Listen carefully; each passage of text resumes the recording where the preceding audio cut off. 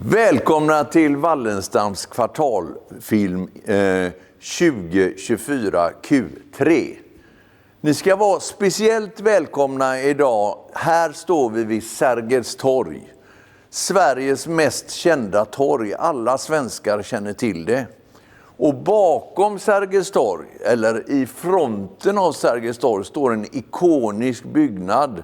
En skrapa vid Sergels torg som Wallenstam har fått äran att förvärva för några dagar sedan från AMF.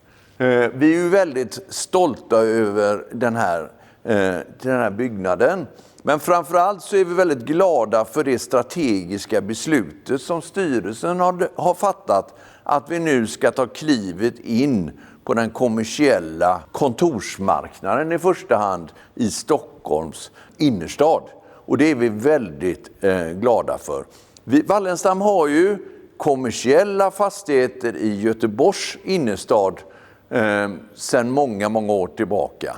Vi har bostäder i Stockholm och Göteborg i de mest attraktiva bostadsområdena. Så vi går ju in väldigt mycket för läge. Och så då när vi satsar nu i Stockholm på kommersiellt, så blev det här entrén till kommersiella marknaden i Stockholm.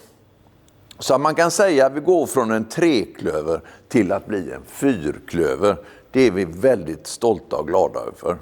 Och för att kunna göra detta så får man ju ha engagerade medarbetare och naturligtvis kunskap om det som komma skall.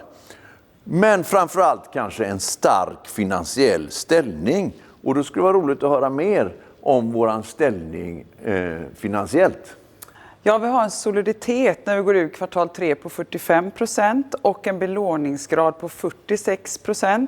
Och det är samma nivå som vi hade även när vi gick ur kvartal 2. Och vad har hänt i balansräkningen? Om man tittar på räntebärande skulder så är det på samma nivå som vi hade i kvartal 2. 30 miljarder har vi räntebärande skulder. Om vi sedan tittar på våra fastigheter så det är ett värde på 65 miljarder. Där har vi inte justerat några direktavkastningskrav för det här kvartalet. Det som har påverkat är våra investeringar. Vi har investerat ungefär 400 miljoner. Och då är det ju väldigt kul att vi faktiskt har startat lite nyproduktioner. Vi har startat 2 projekt i det här kvartalet på totalt 170 lägenheter. Vi har också färdigställt eller påbörjat ett färdigställande på 28 lägenheter i vårt projekt Nacka Grace i Nacka. Och det är ett väldigt populärt projekt. Ja, det är ett väldigt populärt projekt i nyklassicistisk stil. Alltså byggt idag fast ska se ut som ett äldre hus, kanske drygt 100 år gammalt. Det har blivit en väldigt efterfrågad produkt. Och det såg vi inte minst nu när vi la ut 28 lägenheter som vi då i starten på uthyrningen där vi fick över 10 000 sökande på en dag. Vi har ju över cirka 250 000 människor som står i Wallenstams intressebank för bostäder. Så att vi har en attraktiv produkt, både den vi bygger men också den vi har. Så det är många människor som vill bo hos oss, och det är vi ju naturligtvis väldigt tacksamma för att det är ju lite ute på olika ställen i Sverige nu att det börjar bli lite tomma lägenheter i olika städer. Så att det gäller ju att ha våra bostäder där helst folk vill bo. Attraktiva lägen pratade jag om innan, och det är väldigt centralt för oss att ha bostäder i superattraktiva bostadsområden. Att ha kommersiella fastigheter där helst företag vill sitta. Det är mer en kostnadsfråga. Det är CBD. CBD i Göteborg och nu CBD i Stockholm. Ja, så att det känns som att den kommersiella marknaden som vi nu ingår, det märker vi att vi har i Göteborg en stark efterfrågan på vår produkt. Och vi har en vakans på cirka 6%, vilket är helt okej. Så alla siffror går åt rätt håll. Och då får vi höra mer om resultatet, Susanne. Ja, jag kommer presentera det i form av många olika procenttal. Och om vi börjar med hyresintäkterna så har de ökat med 7% mot föregående år. Ungefär hälften från vår tillförda nyproduktion och hälften från det jämförbara beståndet. Fast faktiskt lite mer ifrån det jämförbara beståndet än hälften. Men ungefär där. Våra driftkostnader går ner med 3%. En stor anledning till det är våra elkostnader som har minskat med 40% mot föregående år. Och det är ju då på grund av elpriset framförallt som har gått ner. Driftnettot blir 11% högre mot föregående år.